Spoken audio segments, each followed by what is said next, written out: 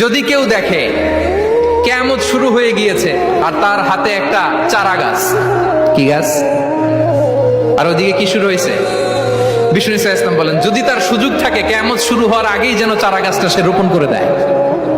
তার মানে থামার জন্য এই পৃথিবীতে আমরা আসি নাই, আমরা পৃথিবীতে এসেছি এই পৃথিবীকে আবাদ করার জন্য, এই পৃথিবীটা লিড করার জন্য, এই পৃথিবীতে শুধু সামনের ছোটার জন্য মুসলমানদের আগমন হয়েছে। চিল্লায় বলেন ঠিক কিনা? অহংকারীদেরকে আল্লাহ পাক কিয়ামতের মাঠে পিঁপড়ার মতো উঠাবেন।